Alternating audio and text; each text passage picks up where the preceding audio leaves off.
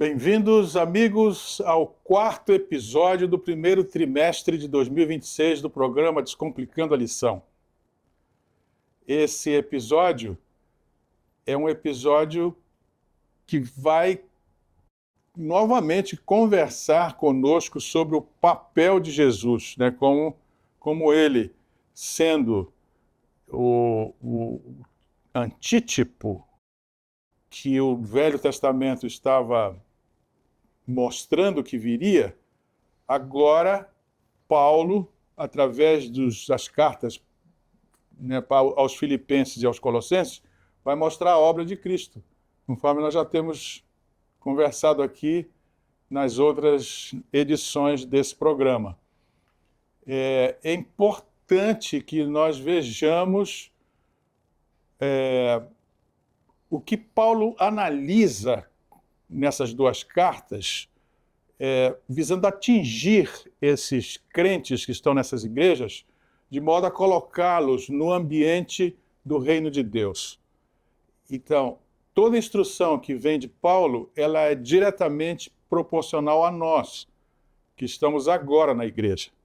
Então, é muito importante estudar isso, a obra de Cristo, que Paulo vai explicando, ele entra em pormenores para mostrar a lógica de todo o processo educativo que é preciso acontecer por causa do pecado, não é? Esse processo cognitivo corresponde a todo o plano da salvação.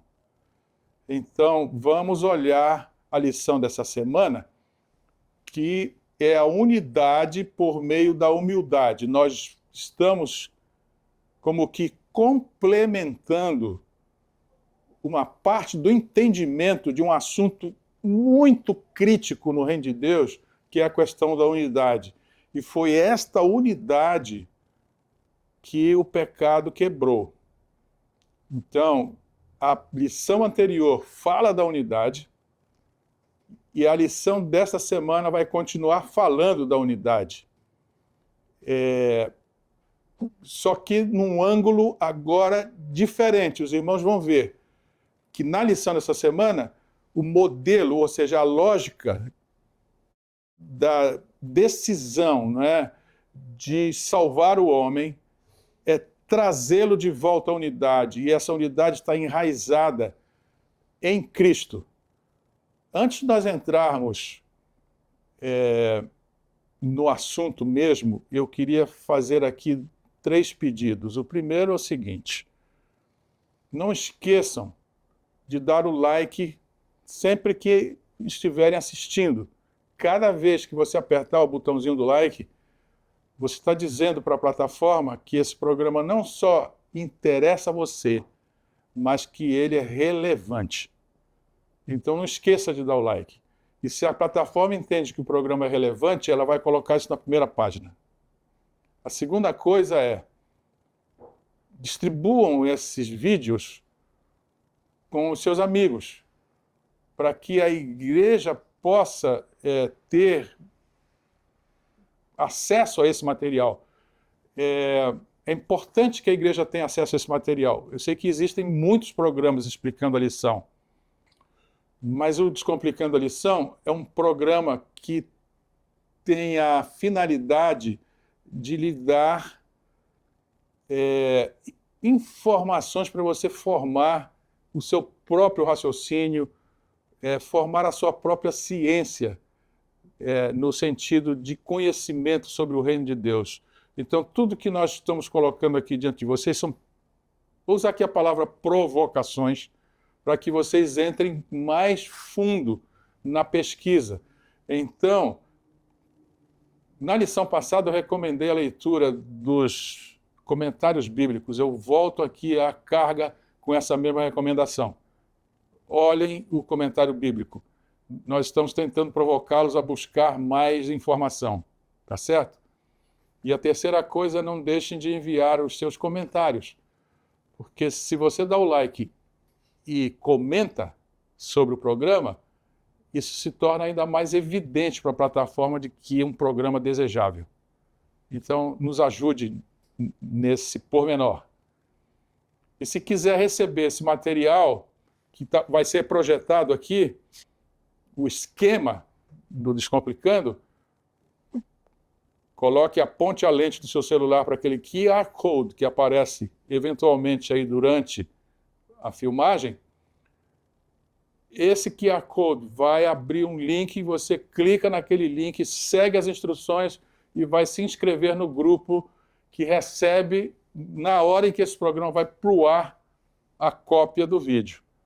Então, faça isso e nos ajude também com essa inscrição, tá certo? Então, vamos voltar à lição número 4, unidade por meio da humildade. Professores e alunos da Escola Sabatina, a figura que inicia a lição dessa semana também é muito explicativa. Na lição passada, eu usei essa figura muitas vezes, a figura que iniciou a lição passada, eu usei muitas vezes durante a explicação. Vou fazer o mesmo com esta. Vejam bem, unidade por meio da humildade. Qual é o exemplo maior de humildade? Não é Cristo na cruz?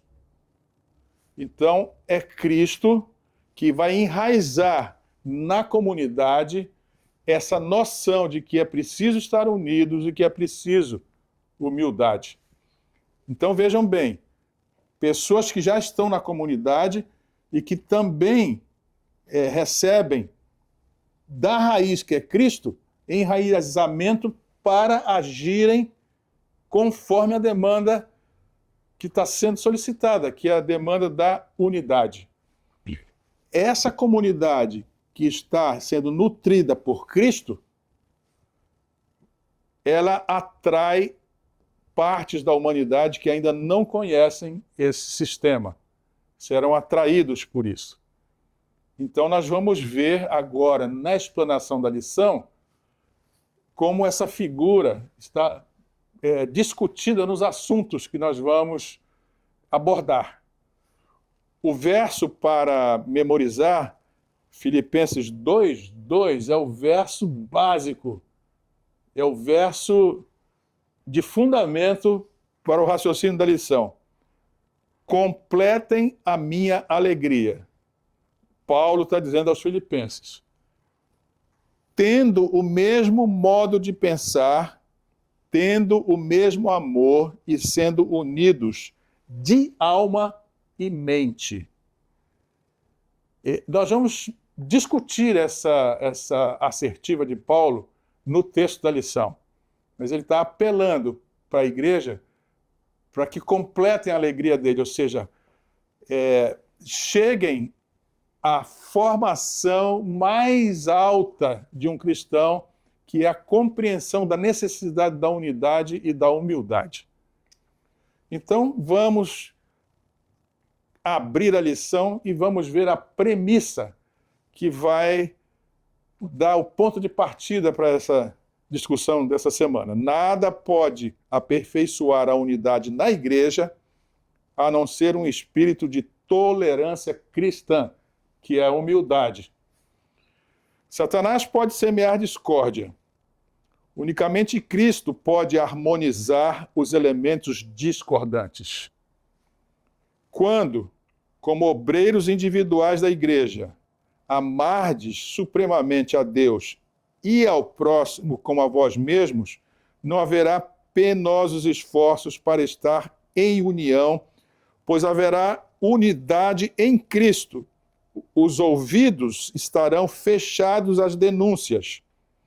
Os membros da igreja não levantarão acusações contra o próximo. A igreja será nutrida com amor e união, e serão como que uma grande família. Então, ostentaremos perante o mundo as credenciais que testificarão que Deus enviou o seu Filho ao mundo. Isso é um trecho que está na meditação Refletindo a Cristo, do dia 5 de julho. Eu recomendo que leiam essa página. Recomendo que os membros da igreja, da Escola Sabatina, os alunos e professores, baixem o aplicativo de Ellen White, Ellen White Writings. Esse aplicativo, vocês vão lá na loja de aplicativos do seu celular. Se for Android, você vai lá na loja do aplicativo. Se for outro sistema, você vai na loja do aplicativo e baixa esse aplicativo de Ellen White. Vocês vão ter todos os livros que estão em português, mais a Bíblia, mais todas as meditações de Ellen White que já foram editadas. Essa é uma delas. Dê uma olhada nesse dia, na página desse dia, para que compreendam a unidade. Este parágrafo que está dizendo que não é possível ter unidade sem entender o Espírito de Cristo, e que o inimigo pode semear discórdia, mas se nós tivermos entendimento do que é o Espírito de Cristo, foi o que nós estudamos na lição anterior, nós vamos superar todas essas tendências. Então, com esse ponto de partida, vamos à lógica do estudo. Cristo, o supremo modelo de amor e união.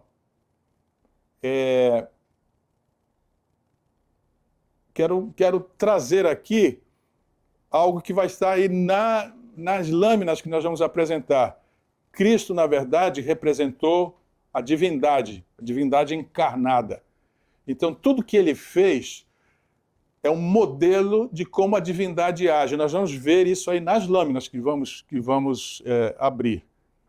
Então, se ele é esse modelo, nós vamos compreender a utilidade da unidade e do amor. Nós vamos adquirir uma mentalidade semelhante à de Cristo e um mistério que é insondável, mas que será vislumbrado por nós. E é isso que está na figura que inicia a lição. Exatamente esses 3 assuntos estão naquela figura. O amor que enraiza da cruz, estão lembrados? Enraiza da cruz, que cria uma mentalidade nos membros da igreja, que é semelhante à mentalidade de Cristo, e que vai vir de um modelo que é Jesus, que espelha totalmente a divindade que é a Trindade, a união que há entre as 3 pessoas que formam a divindade. Então, isso vai ser discutido nessas lâminas que vamos ver agora. O auxiliar do professor, nós colocamos aqui a figura, porque eu quero destacar aqui, ao ler o auxiliar, vocês vão entender essa figura. A unidade e amor, que está aqui no centro da figura, uma mentalidade semelhante à de Cristo, que são essas pessoas que foram atingidas pela raiz que é Cristo, ou seja, elas têm o mesmo coração de Cristo, ou seja, a mesma mentalidade, e um mistério insondável, como é que esse modelo de humildade, o modelo de Cristo, que foi capaz de obedecer até a morte, pode atrair pessoas, que são essas figuras que ainda não estão conectadas, mas que a raiz está atingindo-as. Se olharem bem aqui a figura com paciência, verão que, apesar de não terem o coração ainda, ou seja, a mente igual, já estão sendo atingidas pelo modelo que é Cristo. Então vamos ao primeiro assunto, que é a unidade e amor.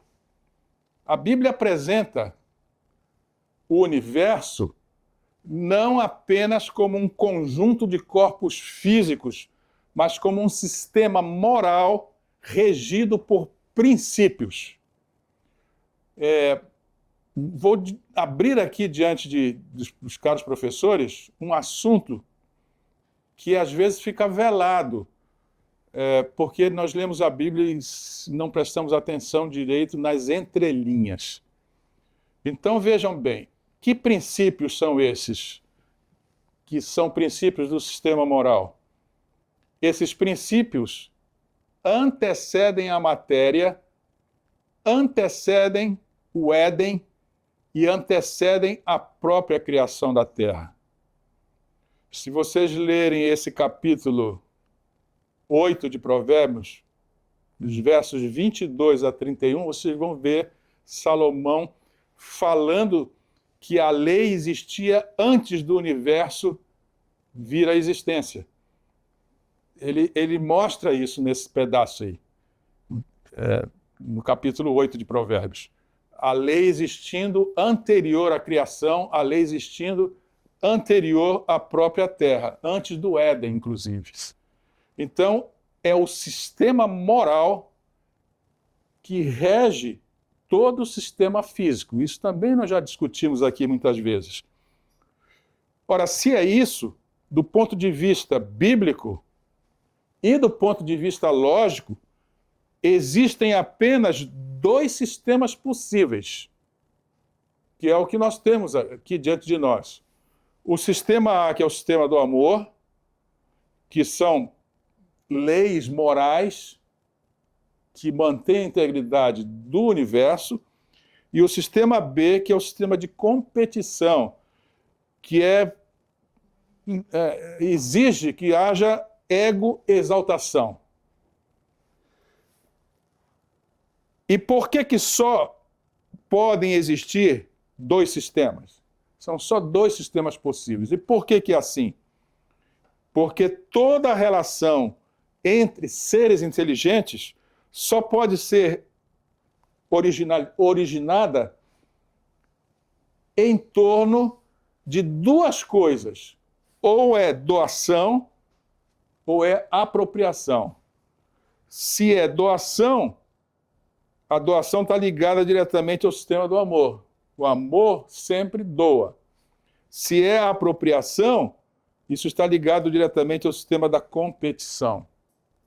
Como não há uma terceira via, nós estamos diante de duas opções, e a lição dessa semana vai tentar mostrar a lógica dessas opções. Então prestem atenção, professores, porque aqui vai estar a ciência que vai lhe dar condições de visualizar esse grande conflito, talvez de um ângulo que nós geralmente não vislumbramos. Então vamos ver aqui, ó. O sistema moral do amor, que é doação, serviço e cooperação, tem sua origem no próprio caráter de Deus. E agora começa a ciência desse sistema. A Trindade, que é o modelo, opera em unidade funcional absoluta. Cada pessoa da divindade atua de forma cooperativa, nunca competitiva. Então, nós podemos ver essa cooperação, que é absoluta, né? Ela é constante e ela é intencional. Nós podemos ver em vários momentos a Trindade trabalhando. E quando nós analisamos esses momentos, nós percebemos que a Trindade é o grande modelo para esse sistema que aqui na tela nós estamos chamando de sistema A, o sistema do amor. Então vejam aqui, na criação, olha como funciona a Trindade. O Pai fala, Gênesis capítulo 1, o Filho executa, João 1:3, tudo foi feito por ele, não é isso? E sem ele nada do que foi feito se fez. E o Espírito organiza e dá vida. Está em Gênesis capítulo 1, verso 2. Quando diz que o Espírito pairava sobre a superfície que ainda não havia sido organizada. Então, na criação, nós vemos os três atuando em perfeita cooperação. Na redenção, vemos a mesma coisa. Se Cristo é o modelo de humildade e de unidade, nós vamos ver que frequentemente ele repete o seguinte: não vim para fazer a minha vontade. Ou seja, ele está se referindo ao Pai. As palavras que digo não são minhas, outra vez se referindo ao Pai. Mas ele também se refere ao Espírito, diz que o Espírito glorificará a mim. Portanto, nós estamos vendo uma pessoa da Trindade totalmente relacionada com as outras duas pessoas da Trindade. Então, nenhuma pessoa da Trindade age como centro absoluto. A glória é sempre compartilhada, como nós vimos aqui nesses dois exemplos. Mas também nós podemos ver a unidade do amor no relacionamento com a igreja. Como é que a Trindade se relaciona com a igreja? O Pai envia, o Filho salva, o Espírito transforma. Ou seja, a Trindade é uma máquina eterna de cooperação moral. Está claro isso? Professores, esse é um modelo que nós vamos discutir nessa lição. Essa é a ênfase número 1 dessa lição. Nós estamos vendo agora como a unidade que está no universo, como é a lógica dessa unidade. Por que é essa lógica? Porque a Trindade trabalha dessa forma. Então, vou abrir aqui exatamente essa lógica. Deus é unidade sem uniformidade. Vamos entender isso aqui, porque entendendo isso, nós vamos entender o ambiente da igreja. A existência trinitária revela pluralidade de pessoas, são mais de uma pessoa, são 3 pessoas, unidade absoluta de caráter, eles são parecidos, comportamentalmente falando, e serviço mútuo, eterno, estão sempre trabalhando um pelo outro. Então a Trindade demonstra que a unidade verdadeira não destrói a individualidade. A individualidade verdadeira não destrói a unidade, ou seja, nós somos pessoas diferentes na igreja, mas que trabalhamos por um objetivo. É necessário essa diversidade por causa da complexidade das relações. Isso talvez seja assunto de próximos episódios do Descomplicando, essa complexidade de relações. Então, o que nós entendemos de tudo isso que nós já vimos? Que a Trindade é o modelo de um relacionamento estável. Esse é o fundamento de todo relacionamento saudável. O modelo da Trindade. São plurais, têm caráter semelhantes e trabalham coletivamente. Então, podemos agora ir a pormenores ainda mais esclarecedores. A pergunta aqui, ela é estimuladora para nós buscarmos esses pormenores. Por que a Trindade é o fundamento moral da cooperação? Porque o amor é a lei interna de Deus. Quando nós falamos de Deus aqui, nós estamos falando da Trindade, tá certo? Então, o amor é a lei interna da Trindade. O sistema moral de cooperação nasce exatamente aqui. O universo físico só é possível porque forças se equilibram, leis cooperam, elementos se relacionam. Então, o que nós estamos vendo aqui nesta frase é que o universo físico existe porque existe um sistema moral que nasce com a Trindade e que é anterior a todos os objetos físicos que compõem o universo que nós conhecemos. Então, olha o que está abaixo aqui. Essa lógica nasce na própria Trindade, cuja existência é relacional, harmoniosa, funcional, cooperativa, mutuamente servidora. Então, toda a criação funciona porque reflete a estrutura cooperativa do ser divino, que é essa questão aqui. Então, isso tudo aqui precisa estar na comunidade, precisa estar na igreja. esse objetivo de Paulo ao falar desse assunto com essas duas igrejas, Filipos e Colossos. Muito bem. Por que Paulo fala esse assunto? Porque havia desunião em Filipos. O sistema da competição opera por 3 eixos. Autonomia absoluta. Em Isaías, capítulo 14, Lúcifer fala: subirei acima das mais altas nuvens, irei acima da mais alta estrela, colocarei lá o meu trono. Autonomia absoluta. Comparação, esse é o segundo eixo. Ou seja, para eu ser maior, eu preciso ser mais forte e mais glorioso.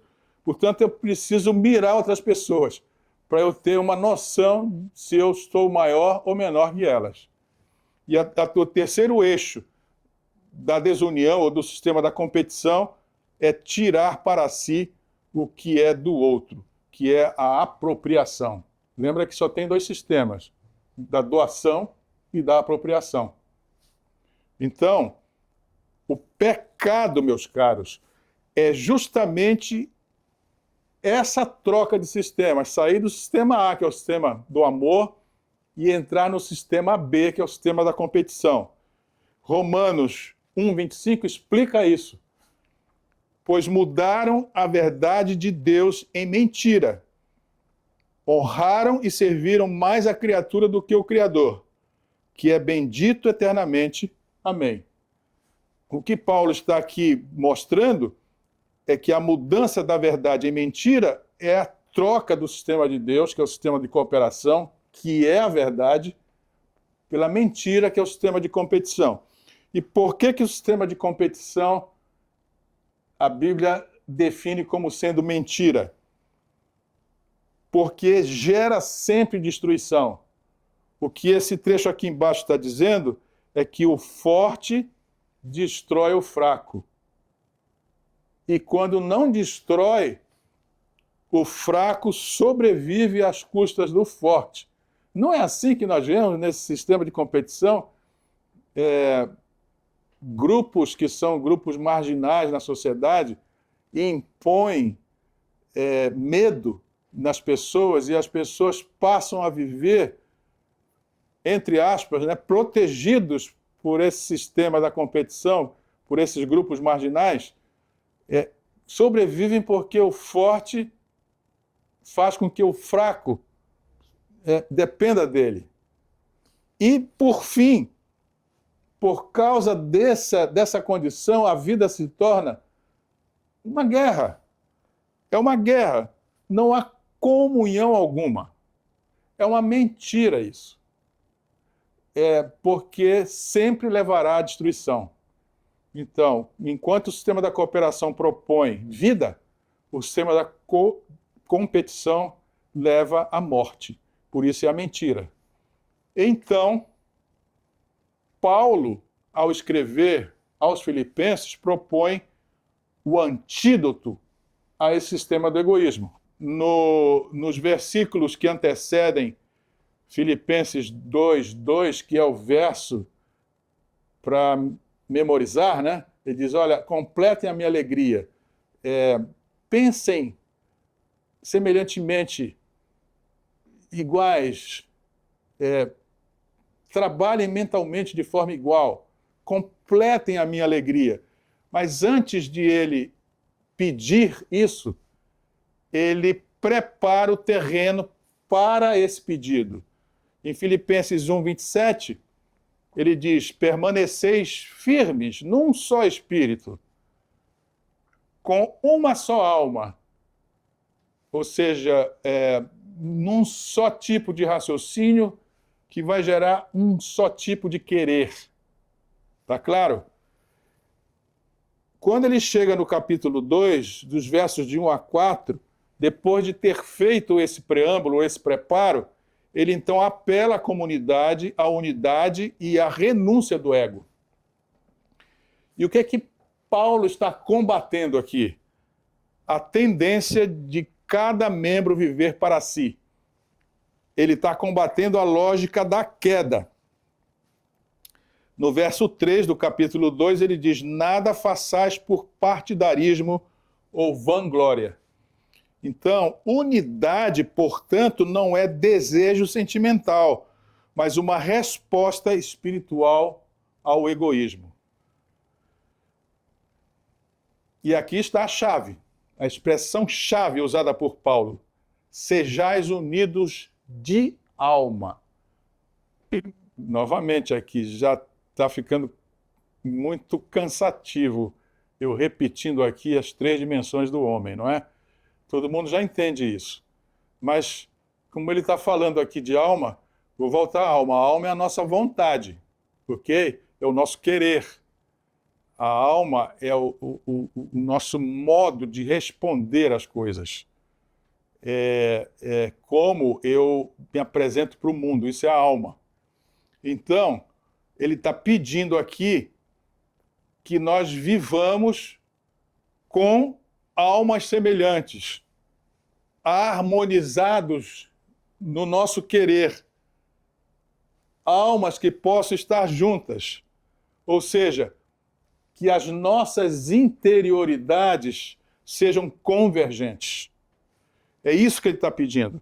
Então não é uma uniformidade de personalidade, porque a Trindade é uniforme, mas são 3 pessoas distintas.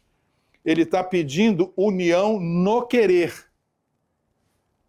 que é consonância existencial, ou orientação comum no interior humano, que vai em direção ao que se chama de mente de Cristo.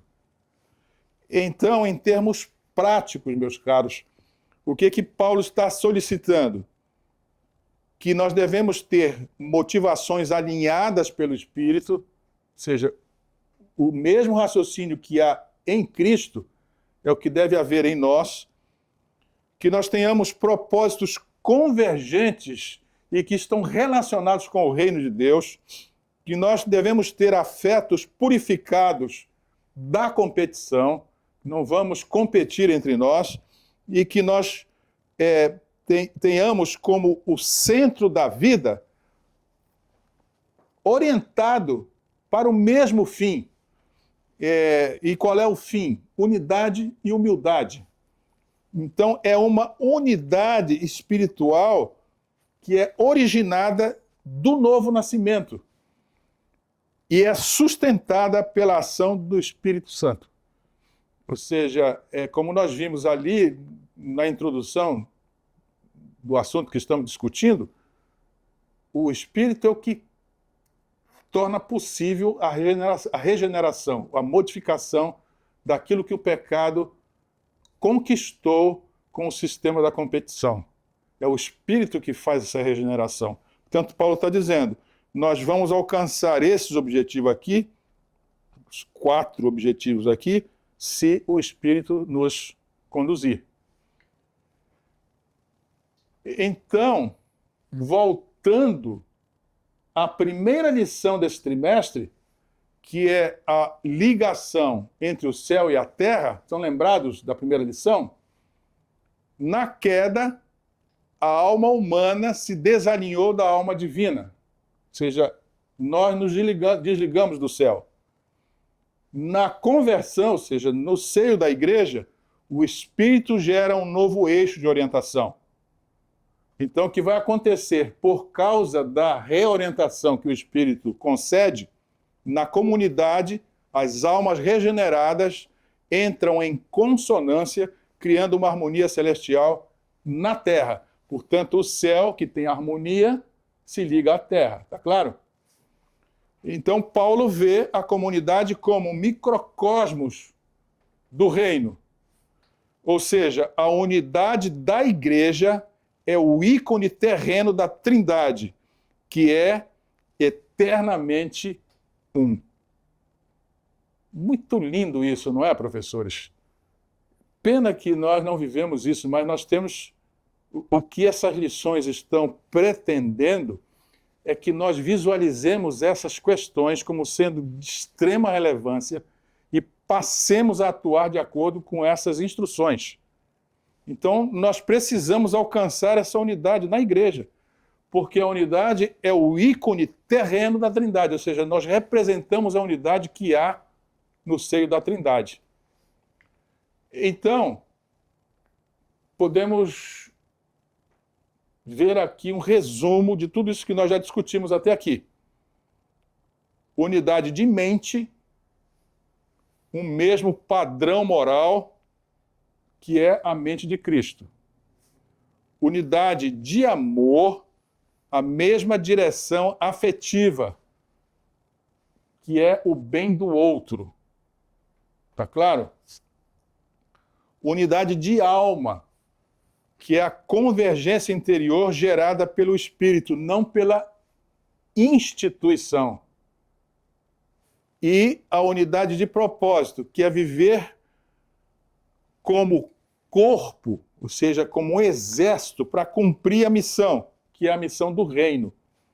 E, por fim, a unidade como cura, porque é a unidade o antídoto ou o remédio para a lógica egocêntrica da carne. E nessa tela que vem agora, Paulo vai tentar explicar, esmiuçar isto.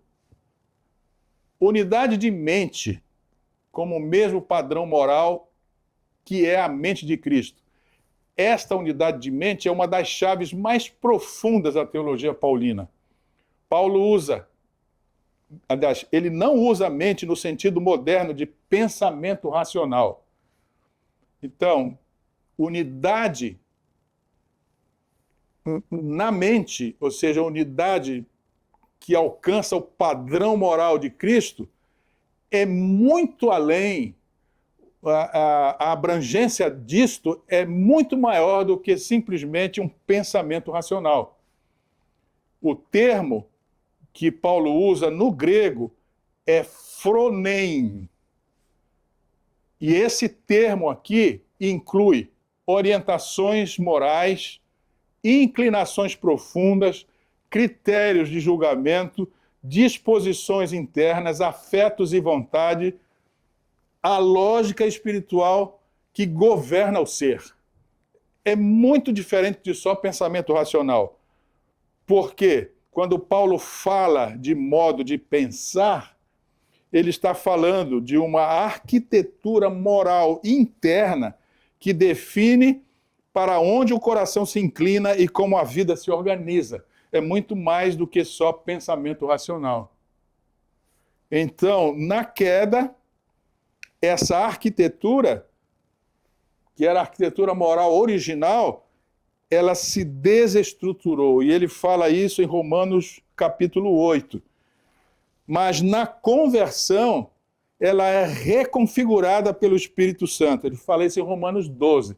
Romanos 12 é um capítulo que ninguém pode deixar de ler. Todos precisamos ler esse capítulo. Então, o que que nós vamos ter? A mente humana, depois de termos entendido tudo isso que foi discutido até aqui, ela tem um eixo. Qual é o eixo? Ou é o ego, ou é Cristo. E para Paulo não existe neutralidade. Ou a mente é regida pelo ego, e a palavra que ele usa lá é sarx. Esse X aqui tem um som de QS, né, na pronúncia grega. Sax. Ou regido por Cristo, que é o pneuma. A palavra pneuma quer dizer espírito. Sax quer dizer carne. Então, se o ego, que é a carne, produz comparação e competição, Paulo recomenda que os cristãos saiam desse sistema, que é o sistema da ambição, da vaidade, da autorreferencialidade, que provoca medo e autopreservação, para entrarem no sistema que é a mente de Cristo, ou o sistema A, que é o sistema do amor. Humildade, entrega, serviço, e aí vem a palavra que ele usa, diaconia, de onde vem a palavra diácono. Na igreja há esse cargo de diácono, que é o que presta serviço. Mas também compaixão, obediência ao Pai, coragem diante da morte. Nós vimos na lição anterior que a ressurreição gera um estado de paz que faz com que nós não tenhamos medo e podemos, por isso, enfrentar a morte sem receio algum. É a fé no sistema de Deus que gera essa condição de coragem para que nós possamos colocar a mão na recompensa, que é a coroa, que estava lá na lição anterior. Então, se essa mudança ocorre, a mente de Cristo se torna o padrão moral, não apenas pensamentos corretos. Olha aqui, professores, deixa eu voltar aqui. Nós não estamos aqui falando de pensamento racional. A mente, nos escritos de Paulo, é mais que isso. Nós já vimos aqui o que significa. E o texto aqui está dizendo: a mente de Cristo é padrão moral, não apenas pensamentos corretos ou uma lógica racional. É a arquitetura moral restaurada. Importante isso. Quando Paulo diz em Filipenses 2,5, tende em vós o mesmo sentimento, que é o fronema que houve em Cristo Jesus, ele define exatamente qual é essa mente, né? Tende em vós o mesmo sentimento, a mesma mente. Ele define. O que estava na tela anterior, eu trouxe de novo aqui. Qual é essa mente? Trata de orientações morais, inclinações profundas, critérios de julgamento, disposições internas, afetos e vontades, ou seja, a lógica espiritual que governa o ser. Ficou claro isso, professores? Essa discussão precisa estar claríssima, porque o que se está pedindo da igreja é que ela se conforme exatamente à mente de Cristo e saia do sistema mundano, que é o que impera lá. Desafortunadamente impera. Na sua igreja, professores, na sua igreja há disputas? Pessoas competem entre si? Pessoas derrubam umas às outras? Se isso ocorre lá, a necessidade de mudança de mente, porque o modelo é a Trindade, e a Trindade não tem nenhuma dessas situações. Não há competição, não há desordem, não há facção. Na Trindade, todos trabalham com um único objetivo, cada um usando o seu espaço, né, a sua governança, vamos usar essa palavra, para que o todo possa acontecer. E isso tem que ser na igreja. Então nós precisamos ter orientações morais semelhantes, inclinações profundas semelhantes, critérios de julgamento semelhantes, disposição interna semelhante, afetos e vontades semelhantes. Essa é a lógica que governa o ser. Então isso se chama a mente de Cristo. E nesse caso, se eu tenho a mente de Cristo, eu não vou reter privilégios. E é isso que Paulo fala em Filipenses 2,6. Ele mostra que Jesus não quis reter privilégios, porque ele não considerou ser igual a Deus como algo que devesse ele, Jesus, ficar apegado. A mente humana caída vive para manter status. A mente de Cristo vive para servir. A mente de Cristo é esvaziamento voluntário. Esvaziou-se, diz o texto de Paulo. Não é perda, é decisão de doar-se. Isso desmonta o orgulho humano.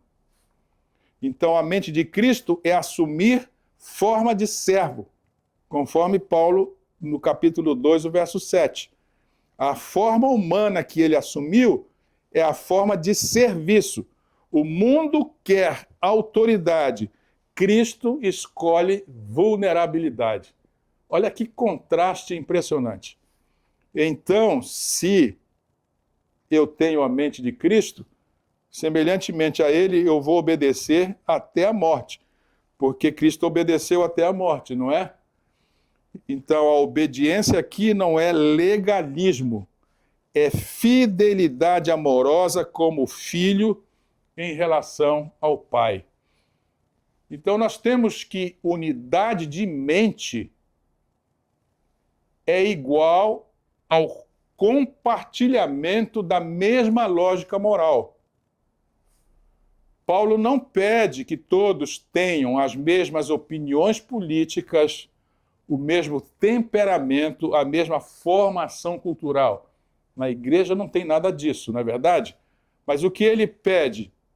Que todos compartilhem o mesmo padrão, que é o padrão moral do céu. O mesmo critério de grandeza, que é o critério do céu. E qual é esse critério de grandeza?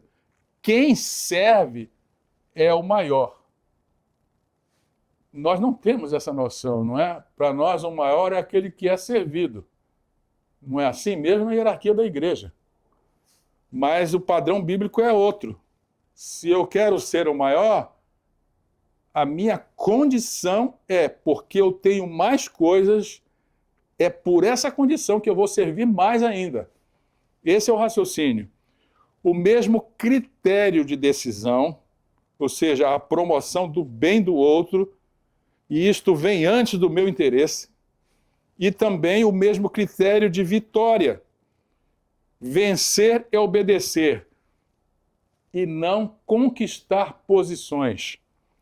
O mesmo critério de identidade. Nós somos filhos de Deus, e os filhos de Deus brilham por duas qualidades, que são a humildade e a mansidão. Aliás, isso está citado nas Bem-aventuranças, capítulo 5 de Mateus. Os mansos verão a Deus. O mesmo critério de missão.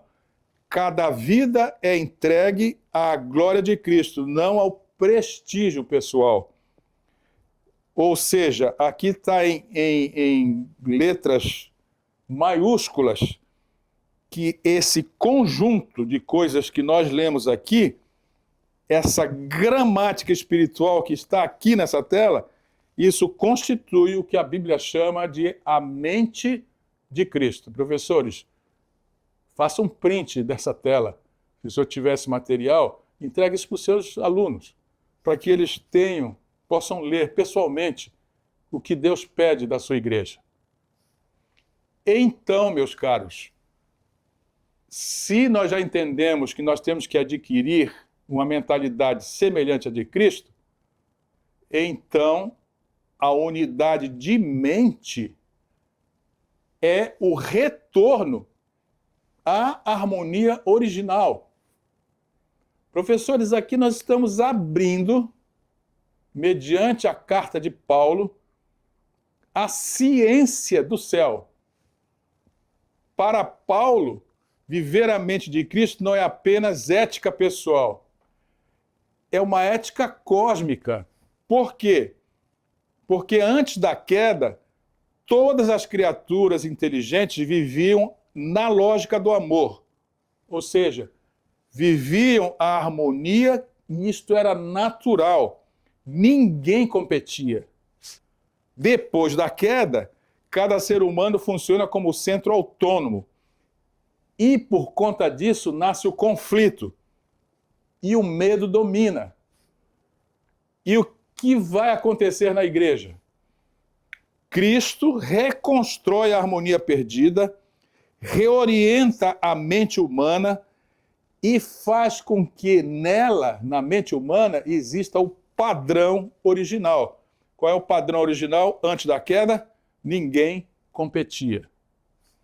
Então, a unidade da mente cristã é o protótipo da criação renovada. Há um hino que era cantado pelo Quarteto Arautos do Rei, que dizia que o céu é aqui. Se eu tomo tempo para orar, se eu tomo tempo para ajudar, se eu tomo tempo para estar unido com Cristo. E o céu, segundo a música, é aonde Cristo está. Ou seja, se Cristo está em mim, está na igreja, o céu é aqui. Essa é a mensagem dessa música. E essa é a mensagem que está no assunto dessa semana. Então vem uma pergunta aqui que é uma pergunta provocativa. Por que é impossível ter unidade externa sem unidade de mente? Então, sem humildade, o que vai haver? Disputa. Sem renúncia, vai haver construção de facções. Sem esvaziamento, competição.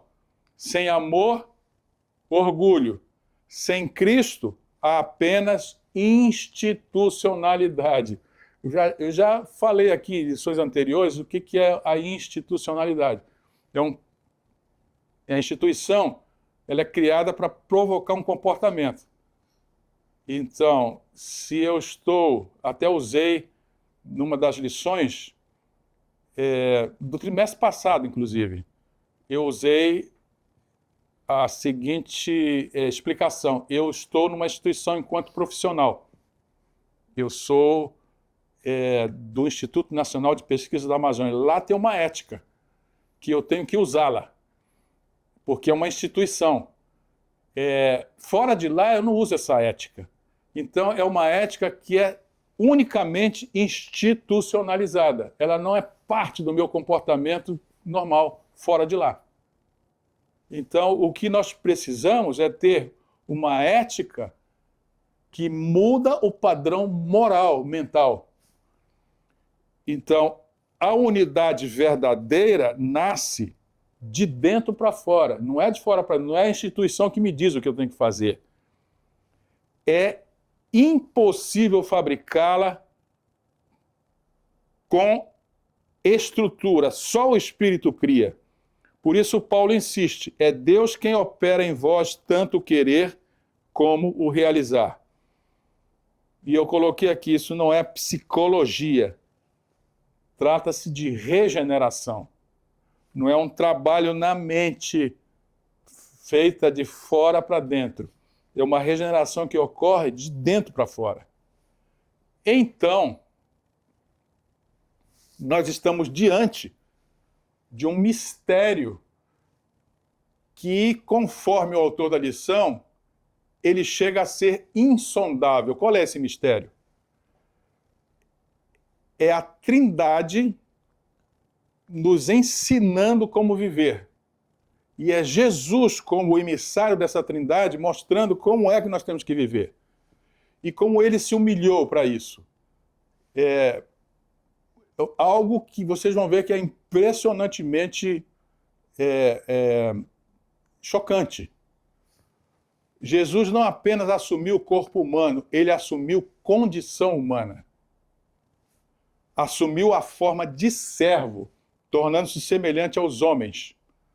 Paulo tenta explicar isso aos filipenses, porque estava havendo ali uma mudança, né, de mente, né, um modelo moral que não era um modelo moral que fora trazido por Paulo.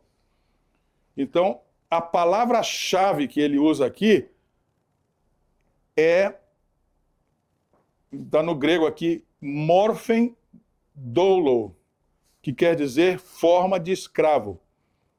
O que Cristo se tornou?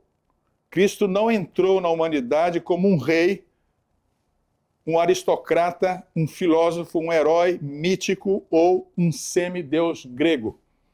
Ele entra pela porta mais baixa, nasce pobre, cresce num vilarejo irrelevante, trabalha como carpinteiro, vive como um judeu comum, assume uma existência humana sem privilégio. Esse é o mistério insondável. Como é que a Trindade para nos ensinar, foi capaz de descer, se esvaziar. Isso já é humilhação. Mas Cristo vai além disso. O que ele faz? A humilhação de uma pessoa da Trindade é um mistério realmente insondável. Por quê? Porque ele troca a infinita liberdade dele para voluntariamente aceitar a finitude. Vejam que é algo completamente díspare. Não há nada que possa explicar isto. É como um paradoxo. Como é que um ser infinito aceita a finitude? Como é que um ser eterno entra no tempo? Porque ele teve contagem de tempo. Ele tinha 30 anos quando começou seu ministério. O tempo estava contando para ele. Como é que um ser que é eterno entra na dimensão do tempo? E como é que ele, que é um ser invisível, se torna visível para nós? Esses paradoxos, Paulo tenta lidar com ele e chama de mistério insondável. Mas ser servo, no contexto greco-romano, é humilhação absoluta, pois o doulos, que é o servo, que é o escravo, é alguém sem direitos, sem status, sem honra, subordinado, sujeito a insultos, dependente de tudo. A humilhação inclui submeter-se às leis que ele mesmo estabeleceu. A humilhação inclui estar sujeito a julgamento e ao desprezo dos próprios seres que ele criou. A humilhação incluiu estar sujeito à tentação. A humilhação incluiu assumir a natureza humana caída. Entretanto, sem pecado pessoal.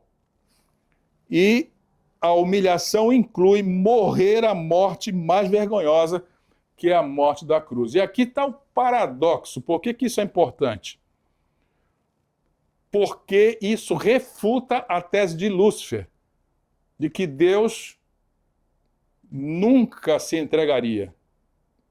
Revela o caráter de Deus, que é amor autossacrificial. Estabelece a lógica moral do universo. A vida é doação. Restaura o coração humano, pois humildade é o antídoto para o ego. Prepara Cristo para ser sumo sacerdote, porque o sacerdote é solidário com as nossas fraquezas. E cria um novo Adão, que é o Adão sem orgulho. Por isso ele torna a cruz eficaz, pois só o Deus humano pode morrer vicariamente.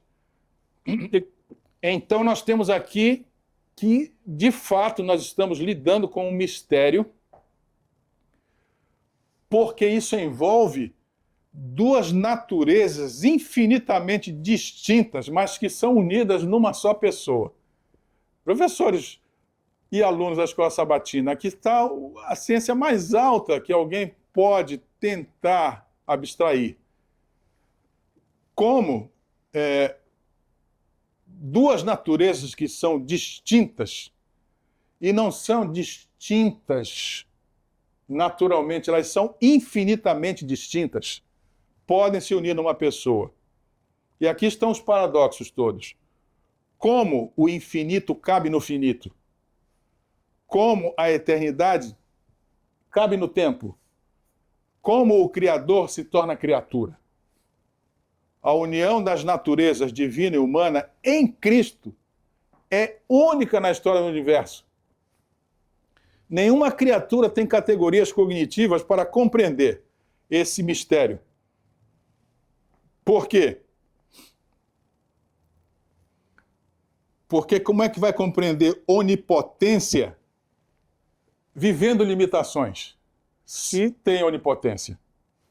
Como é que ele vai compreender, como é que uma mente humana vai compreender onisciência, vivendo aprendizado. Como é que nós vamos compreender imortalidade vivendo a morte? Por isso é um mistério insondável, como diz o apóstolo Paulo.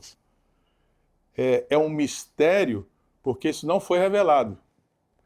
Mistério é uma palavra que não quer dizer algo que nós não possamos saber. Nós vamos aprender sobre isso durante a eternidade.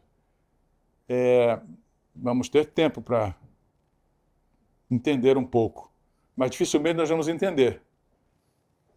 E nenhuma criatura tem categorias cognitivas para compreender.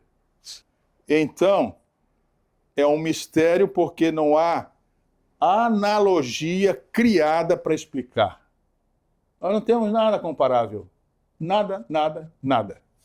Então, por isso Paulo diz, o amor de Cristo excede a todo entendimento. Efésios 3:19. E agora, vejam isso que vem aqui. É um mistério porque expõe a Trindade. E a Trindade é infinitamente maior que a nossa compreensão. O que isso quer dizer? Que a Trindade é uma revelação do ser de Deus. A Trindade é uma exposição da essência divina. Ela é a manifestação visível do amor trinitário. Essa frase aqui podemos reduzir para Jesus homem. Ele revela o ser de Deus, ele expõe a essência divina e ele manifesta visivelmente o amor que há na Trindade. E mais, Deus é infinito. Logo, tudo o que procede diretamente dele é insondável. Podemos entender algumas coisas. A lição dessa semana pretende dizer o seguinte: o modelo é a Trindade, mas ela é infinitamente grande. Nós não vamos compreender tudo. O que nós podemos compreender foi o mesmo que foi mostrado para Moisés, quando Deus passa na frente dele. O que Moisés viu? A bondade de Deus, não é? E é isso que nós podemos compreender. Então a igreja precisa ter a mente de Deus nesse sentido, da bondade. Ela precisa operar nos princípios da lei, que é amor a Deus e amor ao próximo. E precisa perseguir esses ideais, porque sem isso vai ser impossível ver Deus. Então agora nós podemos ir à interligação dos assuntos. Os assuntos diários com o manual do professor. Nós já vimos que os 3 assuntos, unidade e amor, estão, o segundo assunto, né, mentalidade semelhante de Cristo, e o terceiro, um mistério insondável, estão naquela figura que introduz a lição. Então, com isso diante de nós, podemos ver que a unidade e o amor são discutidos no domingo, porque Paulo discute a desunião que havia em Filipos. Na segunda, na terça e na quarta-feira, nós vamos ver a mentalidade nova, que deve ser a mentalidade semelhante à de Cristo, a fonte da unidade, implante mental ou cirurgia mental, mente de Cristo. E o terceiro assunto, que é o mistério insondável, está na quarta-feira, que é o mistério da piedade. Então vamos ao parágrafo que resume toda essa discussão. Como representantes de Cristo, vocês devem possuir o poder da bondade. Devem estar escondidos em Jesus. Não estarão seguros a menos que segurem a mão de Cristo. Precisam guardar-se de toda presunção e acalentar aquele espírito que preferiria sofrer a pecar. Nenhuma vitória que poderão conquistar será tão preciosa quanto aquela obtida sobre o eu. A ambição egoísta e o desejo de supremacia morrerão quando Cristo tomar posse das afeições. Esse é um trecho do manuscrito de 14, aqui não está o mês, de 1889. Foi um esquecimento aqui. Esse é o resumo, ou seja, ou a igreja assume, né, o poder da bondade ou tempo perdido. Então, numa frase, o que que nós temos como guia? Tendo o mesmo amor e sendo unidos de alma e mente. Tá claro? Então vamos agora à aplicação. E isso é uma leitura que vamos fazer juntos. Quais desafios à unidade a igreja enfrenta em seu país? A disposição de ser humilde e de não agir com interesse pessoal ou vaidade começaria a resolver essas questões? Acabamos de ver, professores, uma lição, professores e alunos da Escola Sabatina, uma lição importante sobre a unidade. Se estão com o raciocínio bastante aguçado, já perceberam que nós estamos crescendo, num acumulando de informações que são superpostas. Ou seja, na lição passada, a lição número 3, nós falamos sobre unidade, mas sobre um aspecto diferente do de hoje. A unidade hoje tem como base, como ponto de partida, o modelo que é a Trindade, ou seja, a divindade, não é? Então, essa unidade é a que sustenta o universo, ela é a matriz de todo o sistema moral que mantém o universo coeso. Então, nós estamos vendo como esse modelo está indo para a igreja. E como nós estamos na igreja agora, esse é o modelo que temos que copiar. A pergunta que está aqui é se há problemas que impedem essa unidade no nosso país. Eu diria que sim. Há dois problemas, minimamente falando. O problema do processo civilizacional, que faz com que unidade não seja grande mérito. Os países competem entre si, estados competem entre si dentro de um país, cidades competem entre si. Nós temos um sistema de competição bastante forte. A segunda coisa é o nosso processo educacional, que é um reflexo do processo civilizatório. Nós aprendemos na escola e aprendemos no lar, inclusive, a competir. Então, isso tudo terá que ser mudado, porque no sistema bíblico não há competição.